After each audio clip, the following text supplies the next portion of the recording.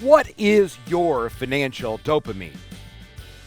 And dopamine's an interesting thing. Apparently, according to a book I'm reading called Healthy Habits of a Brain or Retraining Your Brain, something like that. But there's 4 chemicals that are produced inside of our brain that provide different emotional context, different things we should consider. One of those is dopamine, and really the question and what we're going to focus on this show is, what is your financial dopamine? What gives you confidence?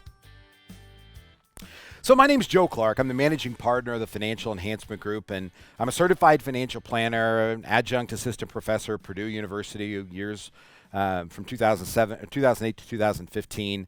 Where I taught financial planning.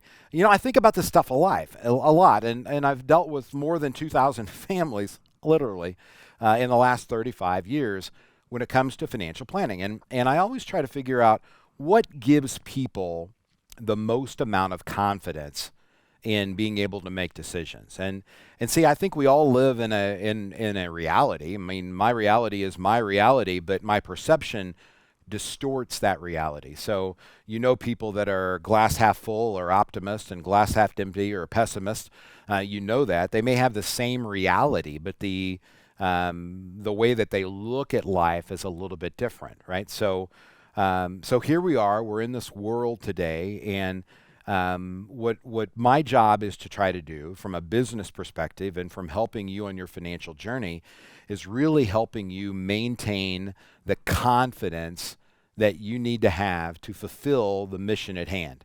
So when you sit down with somebody on our advisory team and they ask you what your financial vision is, it's, okay, Joe, we're here and this is where I want to go. And that financial vision can vary for a lot of different reasons. You know, 2 of my extremes, right? I've got a missionary that said, Joe, at 65, I want to give away more money on to other people and things than I spend on myself. Okay, noble endeavor. One of my other ladies says that at 92, I don't want to be a bag lady. Right now, those are 180-degree differentials. And so how we treat the money, how we help her and him make investment decisions should be entirely different. And it really is the problem with reading an article or listening to a radio show that doesn't acknowledge that we really have those varying of opinions and those differences.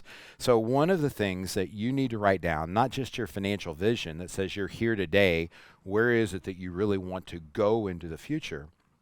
You really need to acknowledge what your dope is, right? What makes you happy and excited? Now, in my experience, something that is very, very concrete that I've seen very few people depressed over is the size of their statement increasing. Right? That is Wall Street's dopamine, by the way. That's how they get paid, is being able to produce volatile numbers for you. Now, that may be surprising, but understand this. Wall Street never has made money off commissions. They do not get paid for you to buy and sell stocks based on a commission or a brokerage ticket. What they do is get paid on a tiny little thing called the space between the bid price and the ask price. That little space is what they get paid on. So we can go back in time. In 1995, there were about 7,500 publicly traded companies. And on an average day, we traded between 2 and 400 million shares of stock a day. Much closer to 2, by the way, than 400 million. So today's 2022. So you're, just a mere, 20 some years away from where you were, 28, almost 30 years when you get down to the nitty gritty. What's changed? And the answer is, today we trade between 4 and 6 billion shares of stock on a daily basis. 26 years later, 4 to 6 billion shares of stock. That would lead somebody to conclude who didn't know we must have a lot more stocks to sell. And the reality is no, we actually have less. It's about 7,300 publicly traded companies today than what we had versus the 7,500 back then. So what changed? Well, Wall Street, and I disagree with the decision, though I understand the logic, decided that you needed to get your statements much more frequently. That if you're going to have defined contribution plans, you needed to have access to what that value was. And we really had, it wasn't even CNBC really at the time. It was a financial station. Mark Haynes was on it back then. I used to love being on CNBC with Mark. He passed away a few years back. But you had financial networks, but you really didn't have access to the markets on a minute-by-minute basis. And so in 1995, the legislation went through that essentially said we had to start providing you statements on a more regular basis. You used to get one 401k statement a year. Now some people look at it daily. You certainly get a statement quarterly, and in many cases it's monthly. So we get more information. Now, that access to information has led to quote unquote confidence of decision, though. It's confidence in figuring out whether you want to buy or sell. And remember, there's fear and greed that tend to drive a market. Fear will always dominate. So volume tends to pick up when markets have corrections, much more than it does when markets are going up, or what we would call in a bull market. The people will respond more to fear than opportunity by a magnitude of 3 to 4 times in most examples that behavioral finance people will give you. It's just fear elicits that, oh my goodness, I've got to do something. So it takes away your confidence in the future and puts more of your focus on the immediate short term, which at the end of the day makes Wall Street wealthier because you tend to do things, either sell out of fear or buy out of greed, that promotes more activity. So their dopamine on Wall Street comes from giving you information that has had a dramatic change month over month.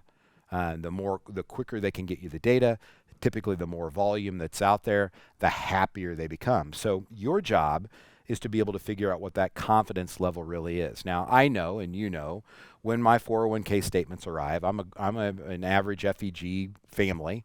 When my statements arrive and I'm able to look at our value on a month-to-month basis, and I open it up with one eye, right? And I have a special chair that I sit in and open it up like I'm just like you, one of our families that we take care of.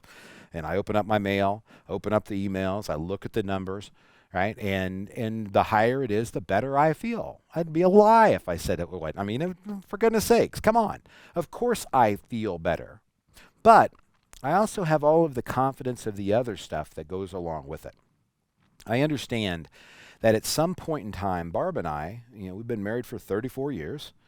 At some point in time, we're going to start to spend more time away from work and less time in work. Now, that's not going to happen for a long time, and it's not my intention of ever doing. I intend to have more vacations, and we really already do that now. You've got to figure out how your life looks.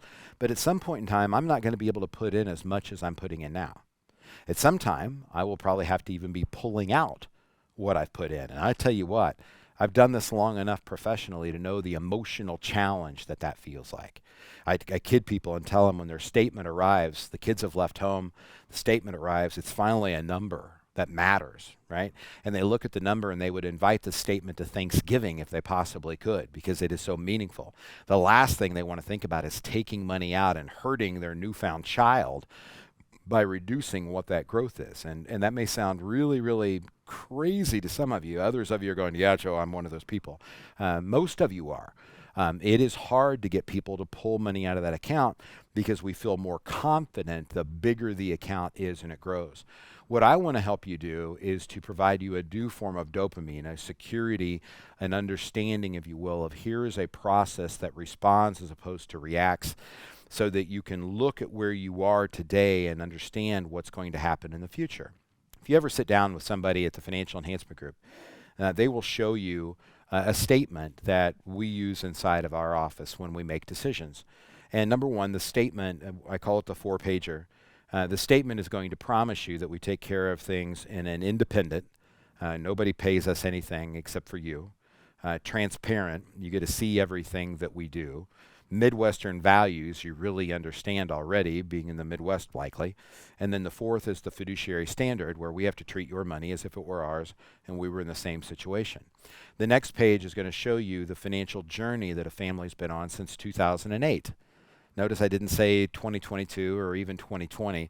All the way back to 2008, we're able to watch what their financial journey was like. Now, you weren't here for those 14 years. You may have not been in the same investment models. A lot of different things mattered. The return is really immaterial. What matters is understanding that they were on a financial journey, and so were you. And when we get caught in these short-term periods of time, that's what provides Wall Street their dope. That's what gives them their dopamine. What we want to make sure that we do is give you your dopamine, your confidence, and that confidence really is in process and being able to look at the journey. You know, it's interesting. We get calls from people about the market today that either aren't families we take care of or people that haven't been here very long. I don't get many calls at all from people that lived through the tech wreck with us or the 9/11 with us or 2008 and 2009 with us. They know we understand. They know we've been here. They don't like the market going down. I don't like the market going down, but they also understand that they're on a financial journey, and we've been able to use our processes to navigate that volatility, and that's where their confidence comes from, is understanding that process. So when you sit down with somebody on the team, what we're going to try to do is to provide safety nets, if you will, by stress testing things, by being able to provide you strategies to be able to say, okay, we've got this condition of a crazy market today. What can we do that is in the best interest for ourselves from a tax planning standpoint over the next 5 to 10 years? What can we do today that's going to influence the tax part, which is very much part of our financial journey? I think that gets overlooked every day. People will focus on, again, it's one of those biases, they will focus on where they are right now and what matters most. And what I really want you to do is not focus on just one thing. Remember James Clear, success is never dependent upon one thing, but failure can be. Don't get caught with all of your feet in one spot thinking about one thing, risk and volatility. Look at the 4 things of the fiduciary focus: risk and volatility, fees and expenses, taxes day tomorrow, and real return. There's huge opportunities you can take and make right now in the tax planning arena just by understanding what's going on. Figure out where your confidence comes from, or let us help you do that. Go to 800-928-4001, yourlifeafterwork.com. Let's have a conversation and talk about your next steps.